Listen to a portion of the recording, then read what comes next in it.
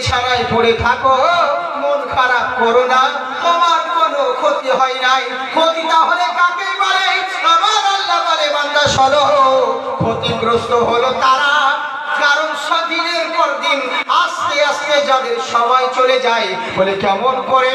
জেনে রাখো, ইলম কালাম যদি হারিয়ে যায়, মেহনত করলে আবার ফেরত আসে। যদি ধন দৌলত হারিয়ে যায়, পরিশ্রম করলে আবার ফেরত আসে। কিন্তু যেই সময়টা চলে যায়, ওটা আর কখনো ফেরত আসে না। নানান জনা নানান ভাবে নানান রকম নানান সাজে গাইছে আমার মন, দুনিয়াতে হবে না মোর নবীজির মতো। চিন্তা করুন, যেই সময়টা চলে যায় ওটা আর কখনো ফেরত হয় না, ফেরত আসে না। তাই সাহাবী আমার চিন্তা করছেন, এখানে দাঁড়িয়ে দাঁড়িয়ে এখানে পাহারা দিতে আছি, এখনো সময়, এই রাতটা যদি চলে যায়, আমার জীবনে যদি এটা শেষ রাত্রি থাকে, এই রাত্রি চলে গেলে আর আমি কখনো এই রাতটাকে ফেরত পাবো না। তাই চিন্তায় পড়ে গেলেন, ওগো রব্বুল আলামিন, ইয়া আকরামাল আকরামিন, মাবুদ, এই যে শুধু শুধু রাত্রিটা জেগে আমি পাহারা দিতে আছি, তো দাঁড়িয়ে যখন পাহারা দিচ্ছি, এমনেও রাত জাগতে হবে, অমনেও রাত জাগতে হবে, তো শুধু শুধু দাঁড়িয়ে থেকে রাত পার করি কেন?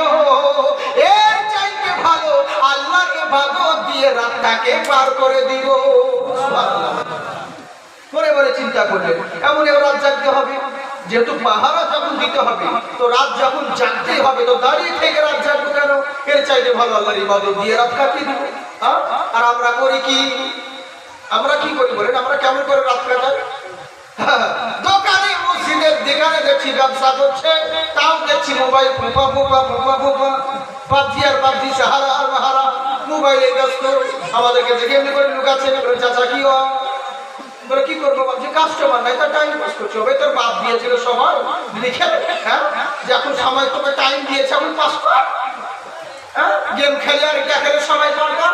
এই জন্য আল্লাহ পাক পাঠিয়েছিল ইয়াং যুবক ছেলেরা রাস্তাঘাটে শুধু গেম, খালি মোবাইলে মাপে মাপে মাপে নিচ্ছে, এমন করে লাফাচ্ছে বলে যে কি না জানি হয়ে গেল। হ্যাঁ, এক জায়গায় বসে জামাত করে বসছে তা, আর বাপরে বাপ, আর মোবাইলে গেম আর এটা সেটা করেছে। ওই কারণে আল্লাহ ওদেরকে সময় না দিয়েছে, শুধু ওটা করতেই ব্যস্ত, আল্লাহর কাছে জবাব দিবে একদিন। এইভাবে সময়কে নষ্ট করছো তো মোবাইলে, একদিন বুঝতে পারবে।